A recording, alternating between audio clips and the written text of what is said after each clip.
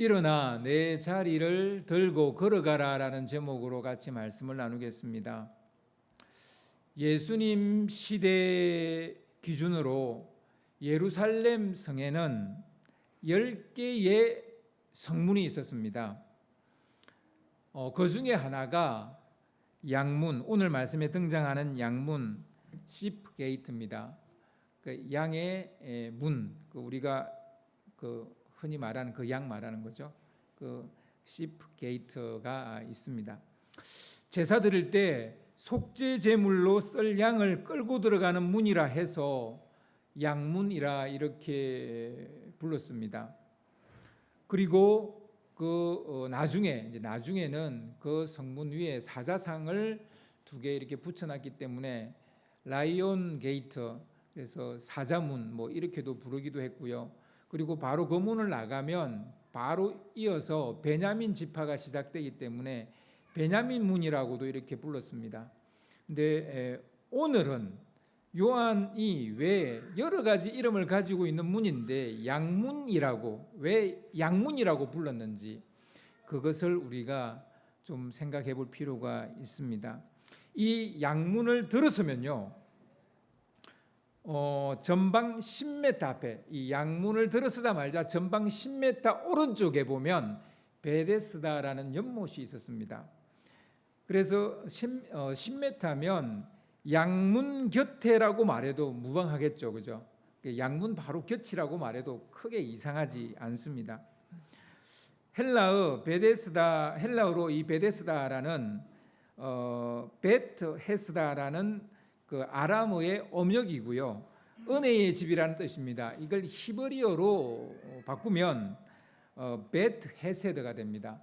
베트는 집이고 헤세드는 은혜라는 말이에요. 그러니까 은혜의 집이라는 얘기입니다. 근데 그 당시에는 이제 이 아람어를 많이 썼기 때문에 베데스다 이렇게 이제 사람들이 불렀던 것 같습니다. 이 연못 이름을 이렇게 지은 이유를 여러분 알겠습니까?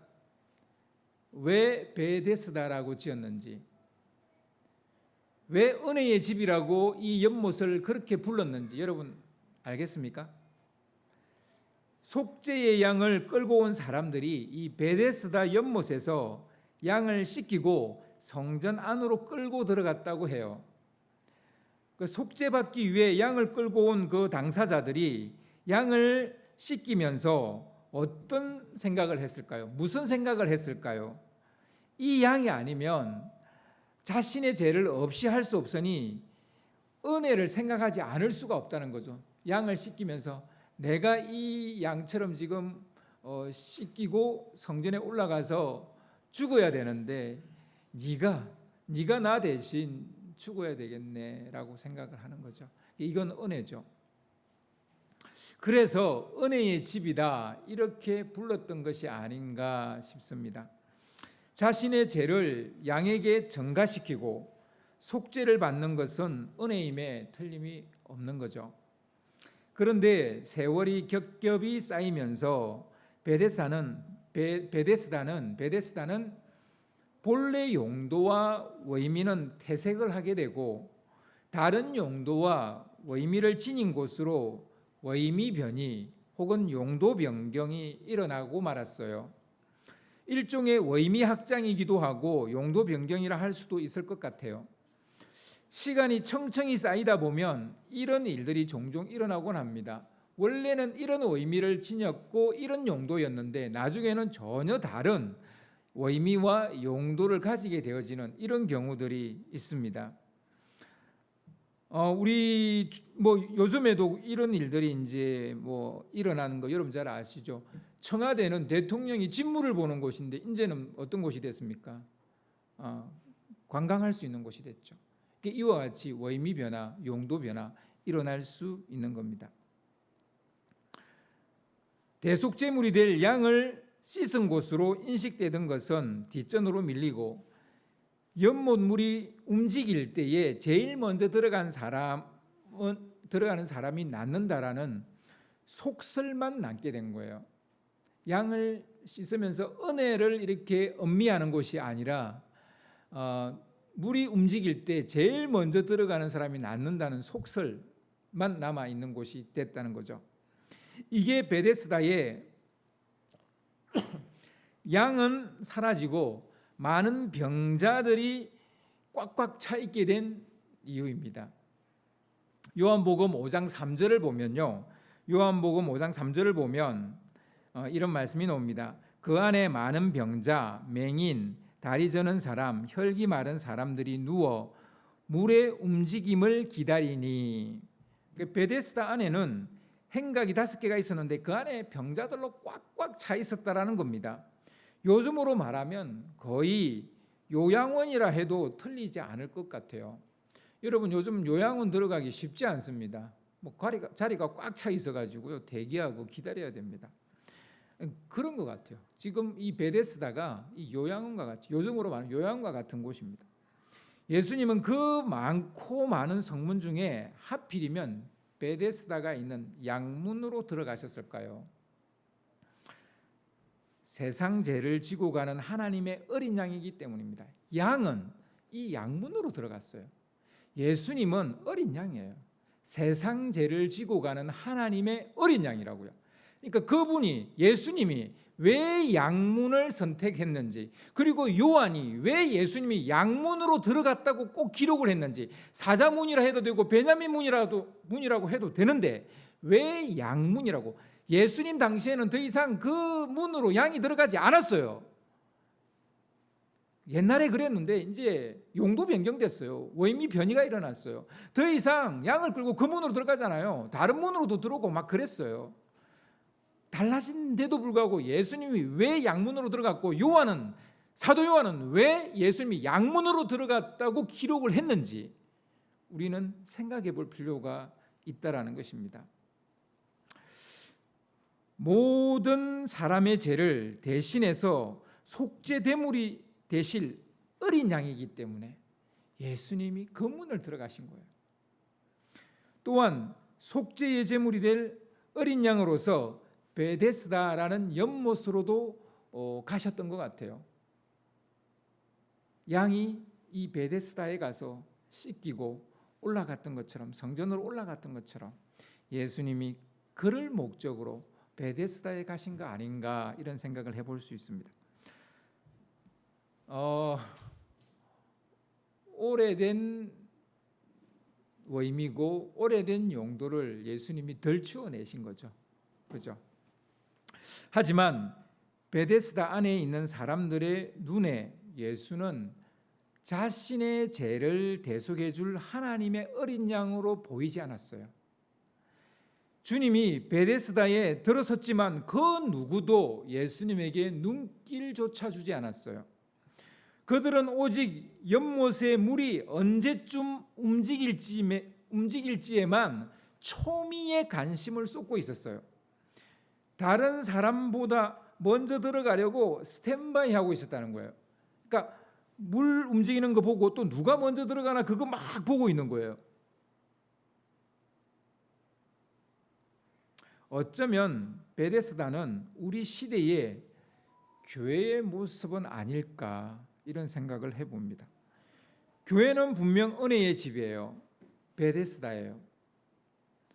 어린 양 예수로 인해 제사함을 받고 구원의 은혜를 얻은 사람들이 모이는 곳이 교회이고 그 모임이 교회입니다. 우리의 죄를 사해 주신 하나님의 아들 예수 그리스도께 감사와 찬양의 제사를 드리기 위해 모인 곳이 교회입니다. 주님께서 우리에게 베푸신 은혜를 되새기고 주님이 행하신 놀라운 일을 찬양하기 위해서 모인 모임이 교회입니다. 그러나 예배의 자리에 나온 우리의 관심은 예수 그리스도이냐라는 거예요. 정말 예수 그리스도이십니까? 아니면 교회 와서 물이 동하는지 물이 움직이는지 그것만 보고 있지 않습니까? 그리고 누가 먼저 그 물에 뛰어 들어가는지 그것만 보고 있지는 않습니까?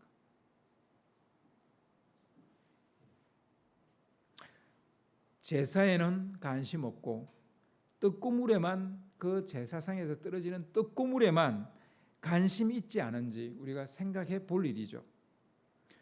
주님은 오늘도 온통 다른 것에 눈길을 주고 누워있는 우리 앞을 지나가고 계십니다. 지금 이 앞으로 주님이 지나가시는데 보이십니까? 보이세요? 여러분, 나의 죄를 대속해 주신 하나님의 어린 양으로서 찾아온 주님이 보이시냐고요? 어린 양이 보이시냐고요? 나의 죄를 대신 지신 십자가에 달리신 그 주님이 보이시냐고요? 나 때문에 채찍을 맞으시고 고통을 당하신 그 주님이 보이시냐고요? 교회에 와서 그 주님이 보이지 않고 내 필요와 내 고통과 내 아픔만 보이는 거예요. 내가 이런 문제가 있는데, 내가 이런 고통이 있는데 주님 왜 내 문제를 풀어주지 않습니까? 이것만 보고 있지는 않습니까? 물이 동하는 것만 보고 있지는 않습니까? 왜 예수님은 보이지 않는 걸까요? 우리가 여기에 온 이유는 예수님 때문인데, 우리가 예배드리는 이유는 예수님 때문인데 예수님이 왜 안 보이는 것일까요?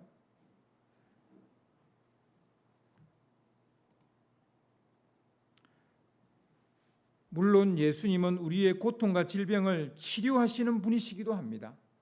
그러니까 우리의 고통에 관심 없는 분은 아니에요.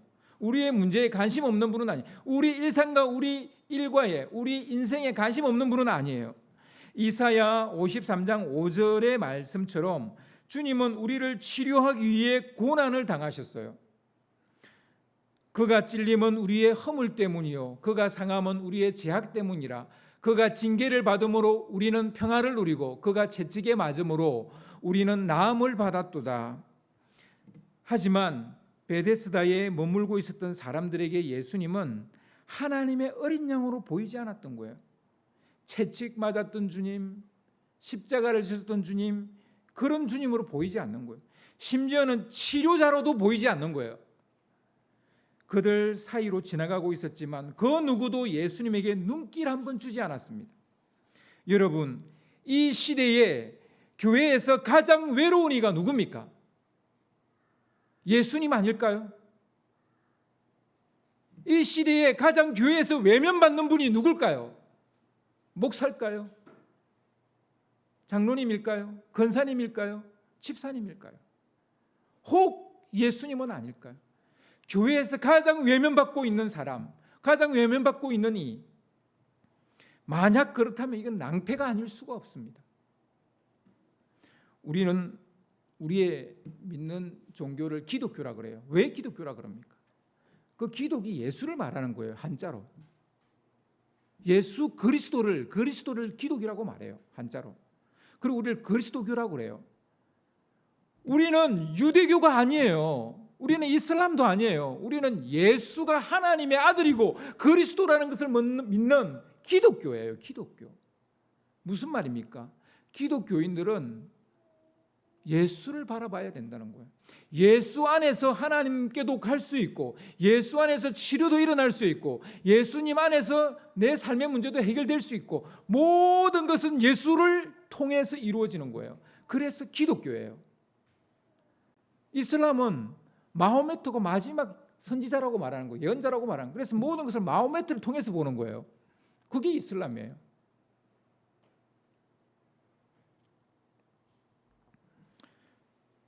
주님은 오늘도 은혜의 집에 모인 우리 곁을 지나가십니다. 분명히 우리들 교회는 은혜의 집 맞습니다. 베데스다 맞아요. 그런데 여러분이 오늘 예수님을 느끼고 만나고 받는지는 각자의 문제예요. 이 은혜의 집에 왔다고 해서 다 그런 건 아니에요. 정말 영안이 열린 사람만 이 앞으로 지나가시는 예수님을 보고 있는 거죠. 은혜의 집에 나와 있는 우리를 주님은 찾아오십니다. 그런데 누구는 만나고 누구는 만나지 못하는 거예요. 구원의 주님으로, 치료자로, 평화의 왕으로 찾아오십니다. 그런데 예배를 드리고 나가도 마음이 불안해요. 평안하지가 않아요. 예배 시간에 마음이 여러 가지로 불편했는데 마음의 치유를 받고 나가야 되는데 여전히 마음 아픈 상태로 교회를 떠나요. 구원의 확신을 가지기 위해서 왔는데 예배 드리고 나도 여전히 내가 구원받았는지 모르겠어요.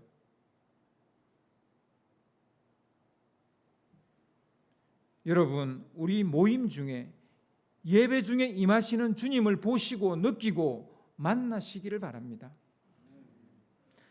우리를 찾아오시는 주님을 알아보지 못하는 이유가 뭘까요? 그에게 도움을 구하지 못하는 이유가 뭘까요? 주님은 치료자이신데 그 베데스다에 수많은 병자들이 있는데 아무도 그가 치료자인 것을 알지 못하는 거예요. 왜 그들은 예수님을 만나지 못하는 것일까요? 그들의 관심사가 주님께 있지 않기 때문이에요. 여러분, 치유와 회복은 내게 관심을 가진다고 해서 일어나는 게 아니라 주님을 바라볼 때 일어나는 거예요. 여러분, 문제를 가지고 오는 것은 그까지는 맞아요. 근데 그 문제를 가지고 계속 내가 주인으로 이곳에 있으면 해결되지 않아요. 그것을 주님께 올려드려야 돼요. 예배 끝날 때까지 내 문제를 내 문제로 가지고 있으니까 아니에요. 이 베데스다에 모인 사람들은 다 자기 질병의 문제를 가지고 온 거예요. 근데 거기서 끝인 거예요. 주님을 보지 않는 거예요. 교회에 오는 것은 우리가 주님을 보기 위함입니다. 주님을 만나기 위함입니다. 오직 물이 언제쯤 움직일까에만 집중하고 있는 거죠. 물이 움직일 때 제일 먼저 뛰어들어간 사람만이 낫는다는 그 속설을 믿기 때문이에요. 개교회의 역사가 길어지면요, 교회 안에는 이런 속설들이 생겨나요. 많은 목사님들이 역사가 오래된 교회에 이렇게 부임해서 가시면 제일 힘들어하는 것 중에 하나가 이거예요. 그 교회 전통인 거예요. 그 교회 역사인 거예요. 그걸 자랑이라고 내세우지만 그게 예수가 없는 거예요. 그래서 좀 더 예수 중심적인 목회를 하면요, 교회에서 쫓겨나요. 희한한 일이 일어나는 거예요. 물론 목사님도 문제가 있는 목사님이 많죠. 하지만 이 시대의 교회가 그렇다는 거예요. 예수님이 그 교회의 머리가 아니시고 그 교회의 전통과 역사가 교회의 머리인 거예요. 교인들은 어린 양 예수보다 돌연변이가 되어버린 속설에 몰두하고 그게 전념하고 있는 거예요. 우리 곁에 찾아온 주님은 볼 생각도 않고 남 탓, 시대 탓, 운명 탓, 그런 사람들, 그런 탓을 하고 있는 사람들을 구경하고 있는 거예요. 아유, 저 집사님은 또 저 소리 하네. 또 저 권사님은 또 저 소리 하네. 그런 사람 구경하고 있는 거예요. 교회 와서. 주님을 만나야 돼. 주님을 봐야 되는데 주님은 보지 않고 이런 남 탓하고 있는, 혹은 자기 탓하고 있는 그 사람들을 보고만 그냥 집에 간다는 거예요. 이것이 오늘을 살아가는 현대 그리스도인의 모습이 아닌가, 교회의 모습이 아닌가, 이런 생각을 해봅니다. 교회 와서 제발, 여러분 정말 제발 주님께 집중하세요. 찬양할 때, 기도할 때조차 주님께 집중하지 못한다면 언제 주님께 집중할 수 있겠어요? 언제? 저는 그런 분이 우리 교회는 없으리라고 생각하지만 교회 와서는 설교 안 들어요. 그런데 주중에 동영상을 통해서 다른 교회 목사님 설교를 열심히 들어요. 어떻게 하겠다는 거예요? 그래서 그 교회를 가시겠다는 거예요. 뭐예요? 여러분의 삶을 제일 잘 아는 것은 여러분 교회 담임 목사예요. 여러분을 위해서 기도하는 사람은 그 인터넷 설교하시는 그 목사님 아니에요. 여러분을 위해서 기도하시는 분은 여러분 교회 담임 목사님이에요. 제발 예배 때 설교 집중하세요.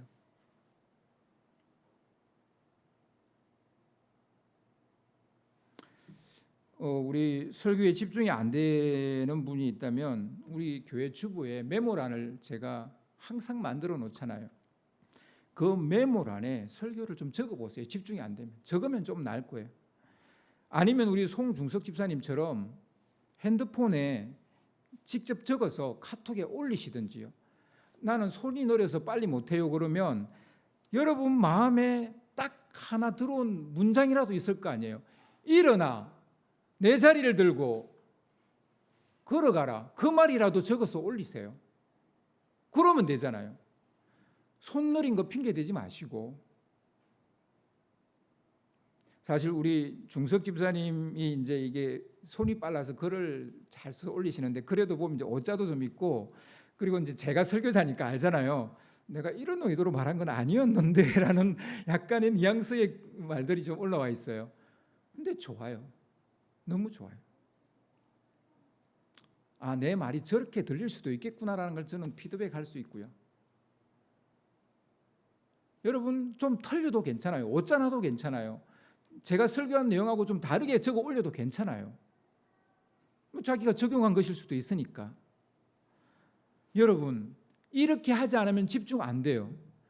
우리 생각은요, 우리 어른들의 집중 시간이 얼마 정도 되는지 아세요? 9초랍니다. 9초. 9초밖에 안 된다는 거예요. 애들 보고 뭐라 그러면 안 돼요. 집중 못하는 애들 보고.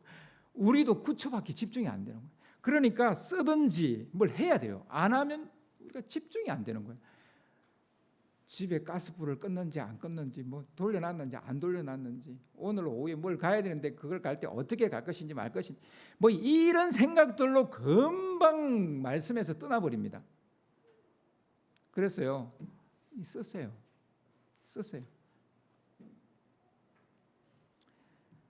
신앙 성장은 프로그램에 있지 않아요. 무슨 세미나나 뭐 부흥성에 있지 않습니다. 주일 예배에 드리는 그 찬양과 기도에 있고요. 그 주일 예배에 있고요. 그날의 말씀에 있어요. 그거는 시큰둥하고 다른 데 가서 뭔가를 채우려고 하지 마세요. 일주일에 딱 한 번 이 시간에 채우세요. 목사님 우리 교회는 찬양이 별로예요. 우리 교회 오면 기도가 안 돼요. 그게 교회 문제입니까? 여러분 심령의 문제입니까? 여러분 뭐 교회 문제일 수도 있겠지만, 그러면 우리가 허들링을 해야죠. 펭귄들이 남극에서 살아남는 방법이 이 허들링이에요. 바깥에서 있는 애들은 너무 춥고 안에 있는 애들은 그 온기로 따뜻해요. 근데 바깥에 있는 애들은 나중에 얼어 죽게 되는 거예요. 그러니까 얘네들이 이렇게 서서히 자리를 옮기는 거예요. 밖에 있는 놈들이 안으로 이렇게 말려 들어가고 안에 있는 놈들이 바깥으로 이렇게 밀려나요. 그러면서 그들이 다 살아남는 거예요. 이런 허들링이 필요하다고요. 찬양이 좀 그러면 내가 찬양단 서면 되잖아요. 그러면 되잖아요. 평가를 하지 마시고 내가 허들링을 하면 돼요. 우리 이제 중석 집사님 아기가 이제 뭐 곧 태어날 것 같은데요. 아기가 태어나면 이제 당장 쌍둥이라 우리 중석 집사님 찬양단 서기 좀 어려워져요. 그러면 누군가가 내가 서면 돼요. 그래서 우리 찬양단을 계속 우리의 영적인 하루가 되게 하는 거예요. 계속 우리의 심령을 뜨겁게 만드는 찬양단으로 만들면 되는 거예요. 어떻게든지 빠져나갈 생각만 하지 마시고 허들링을 하시라고요. 그래야 우리 공동체가 살아남고 이 시대에 그리스도인들이 살아남을 수 있어요. 지금 우리 그리스도인들이 아사 직전에 있지 않습니까? 교회들이 지금 뭐 거의 다 문 닫고 있지 않습니까? 이럴 때일수록 허들링을 해야 되는 거예요. 천년 만년 여기 서라 하지 않을 테니까요. 허들링을 좀 해주세요. 누군가는 이런 개인적인 문제로 좀 빠지면 또 누군가가 좀 서주고, 또 누군가가 빠지면 또 누군가가 서주고, 이렇게 해서 이 시대의 교회가 살아남아야 되지 않겠습니까? 이 시대의 교회가 복음을 전하는 전초 기지가 되어야 되지 않겠습니까?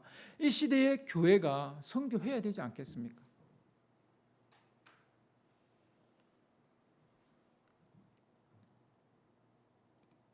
여러분 무엇보다도 기본에 충실합시다. 뭐 다른 거 안 해도 좋아요. 주일 예배 때 참석하세요. 찬양 드리세요. 기도하세요. 그리고 말씀에 집중하세요.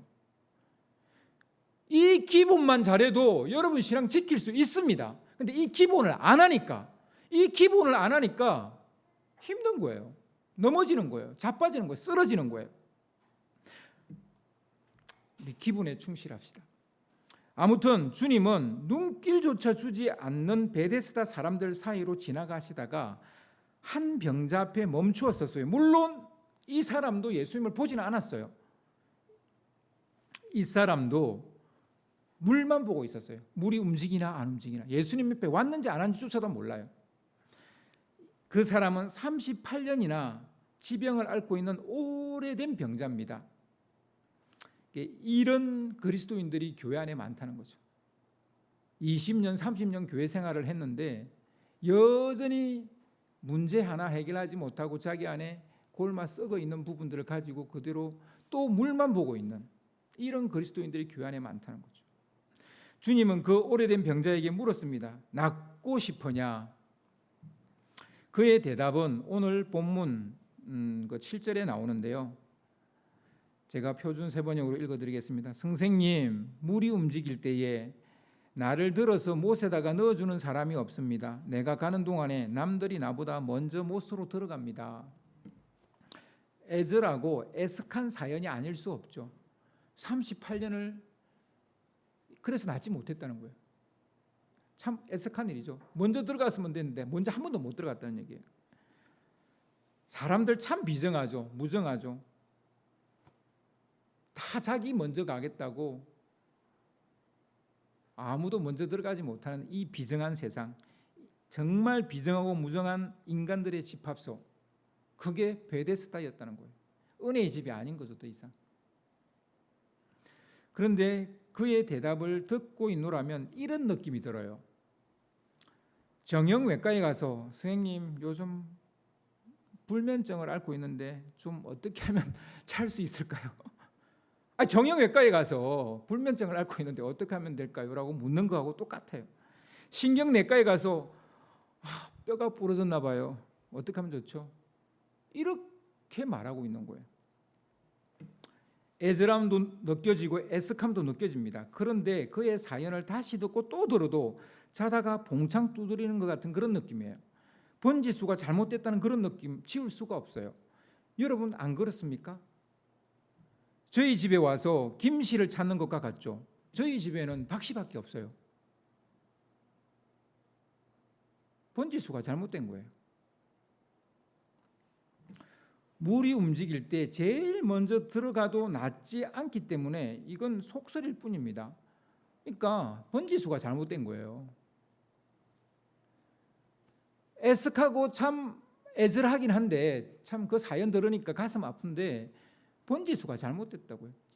그 아무리 이제 뭐 제일 먼저 들어갔다 하더라도 낫지 않는 건데 그 속설에 속아서 이러고 있으니까.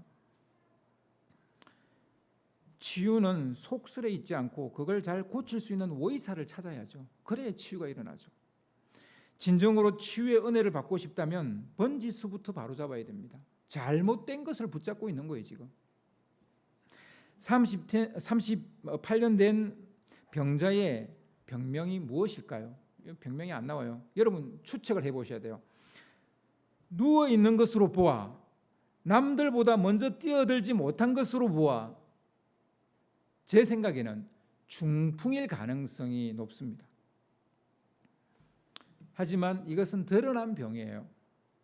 그의 진짜 병은 보지 못하는 것이라고 생각을 해요. 보지 못하는 것.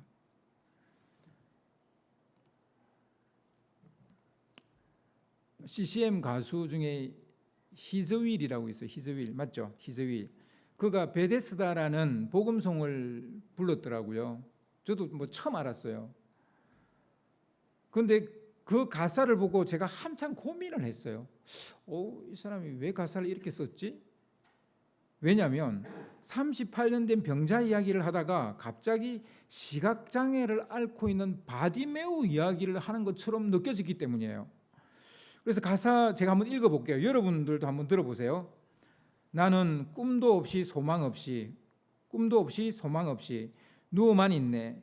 작은 희망조차 내게는 사치라 여기며 누구도 돌보지 않는 외로운 내 삶은 남아있는 호흡조차 의미가 없다네.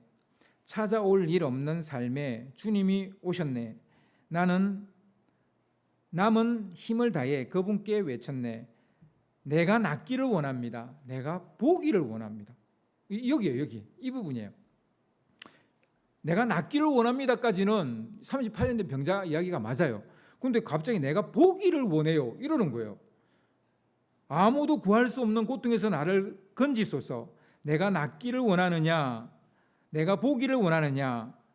내 믿음이 너를 구원하였노라. 근데 이 가사에 보면 예수님도 그렇게 물었다는 거예요. 내가 보기를 원하느냐? 물론 성경에 나오지 않습니다. 그러니까 이 38년 된 병자도 내가 보기를 원한다 그러고 예수님도 내가 낫기를 원하느냐라고 묻는 가사가 이 가사에 나와요. 성경에 없는 내용인데 왜 이걸 넣었을까? 이 양반이 뭐 성경에 대해서 모르는 것도 아닐 텐데. 그래서 조금 제가 고민이 돼서요. 이 뭐지? 근데 제가 오늘 이 말씀을 준비하면서 깨달았어요. 맞다. 이 가사는 틀린 게 아니다. 지금 이 38년 된 병자는 중풍을 앓고 있지만 실제로 다른 병이 있어요. 그것은 보지 못하는 병이 있는 거예요. 보지 못하는 병. 내가 낫기를 원하느냐는 뭐 여러분 뭐 알아들었으니까 알겠지만 보기를 원하느냐는 말은 지금 내가 그리스도인 것을 네가 보기를 원한다는 그런 내용일 수 있다라는 거예요. 저는 정말 이 말씀을 묵상하다 무릎을 쳤어요. 38년 된 병자의 진짜 병은 보지 못하는 것이라는 걸 깨닫게 됐어요. 먼저 그는 구원의 주님을 보지 못하는 거예요. 구원의 주님을. 그리고 속설만 보고 있는 거예요. 은혜의 집에 있지만 은혜를 베푸실 수 있는 분이 누구인지를 몰랐다는 거예요. 치유의 은혜를 사모하지만 치유자가 누군지를 알아보지 못했다는 거예요.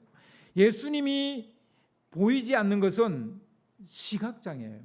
시각장애. 단순한 시각장애 정도가 아니라 죽을 병에 걸린 거라고 말할 수 있어요. 여러분 예수님을 보지 못한다는 것은 죽을 병이 걸린 거예요. 우리가 예수님을 봐야만 예수님을 믿게 구원을 얻잖아요. 그러니까 예수님을 보지 못한다는 것은 죽을 병에 걸려 있는 거예요.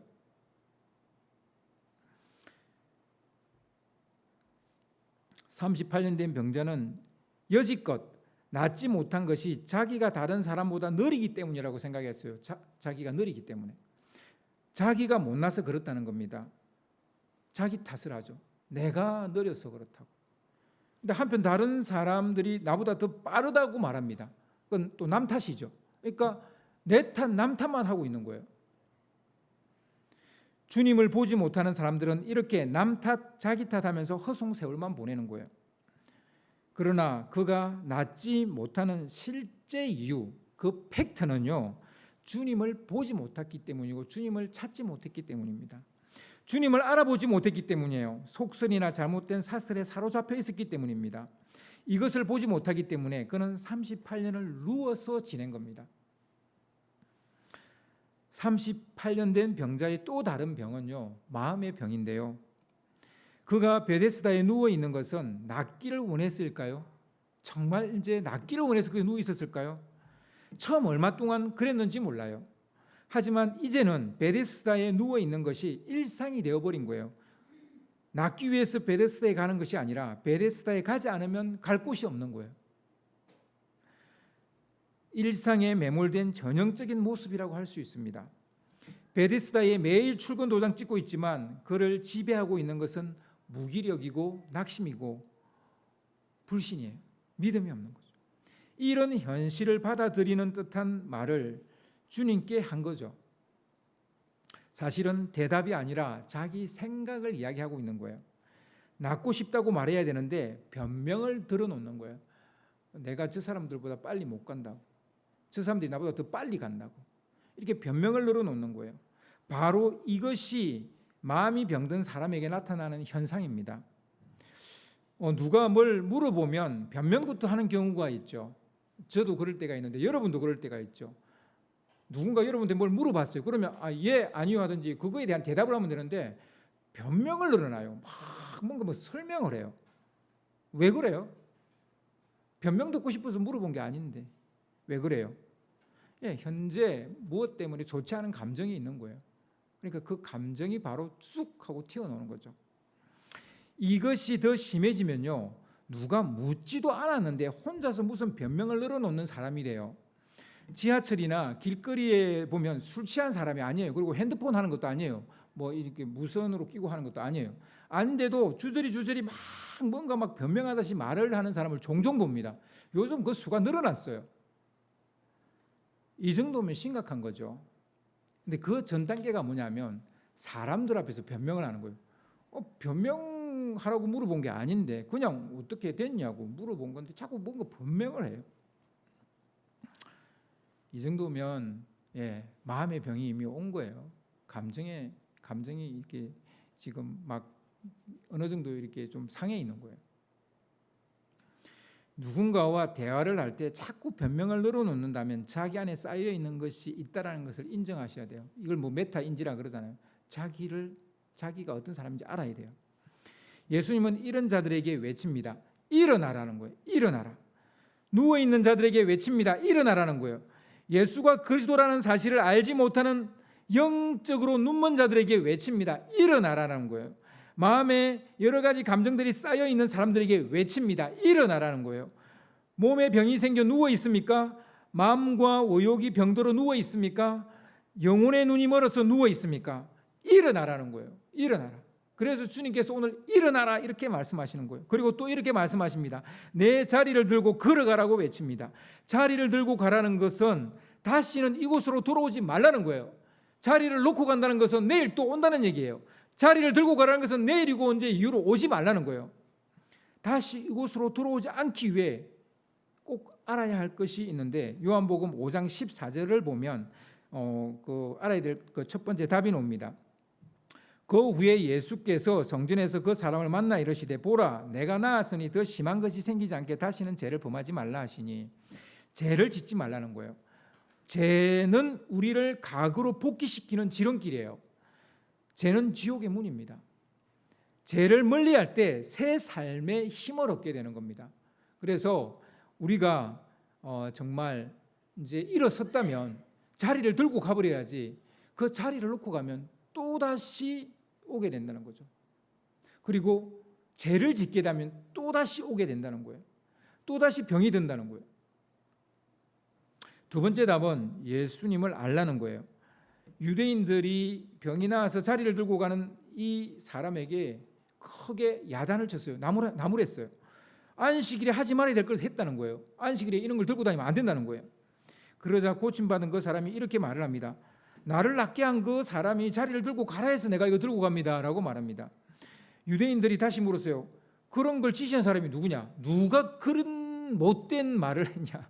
누가 그렇게 잘못된 말을 했냐? 라고 누구냐고 묻습니다. 그때서야 이 고침받은 이 38년 된 병자가 알게 됩니다. 자기를 고쳐준 사람이 누군지를 모른다는 사실을. 자기를 고쳐준 사람이 누군지를 모른다는 사실을. 예수를 알면 더 이상 몸의 병과 마음의 병과 영혼의 병에 갇혀 있지 않게 될 텐데 이렇게 한번 은혜를 받고도 자기에게 은혜를 베푸신 이가 누군지를 모른다는 거예요. 예수 믿고 세례 받았어요. 세례 받았는데 세례 받을 때 다 약속했는데 자기를 구원해 준 예수님이 누군지를 모른다는 거예요. 누가 묻습니다. 예수님이 도대체 어떤 분이에요? 글쎄요, 제가 교회는 나가는데요. 이렇게 말하는 거예요. 머리 꺽적꺽적거리면서 글쎄요, 난 교회는 잘 나가고 있어요. 이렇게 말한다. 예수를 몰라요.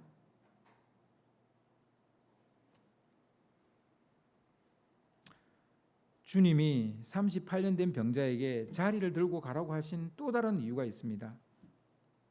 너의 걸음으로 걸어가라는 거예요. 스스로 일어서서 스스로 너의 인생을 살아가라는 것입니다.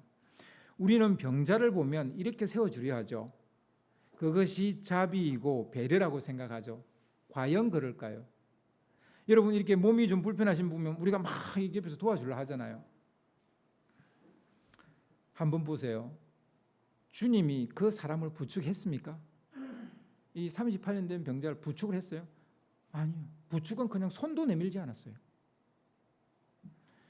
도리어 이때까지 네가 깔고 있던 그 자리나 들고 걸어가라는 거예요. 참 매몰차죠. 저 같으면 손 내밀어서 이렇게 세워주고 자리 챙겨서 이렇게 돌려주면서 뭐 이제 걸어가라 이렇게 할 것 같은데 안 그랬어요. 그냥 일어나라 그러고 네 자리 들고 네가 걸어서 가라는 거예요.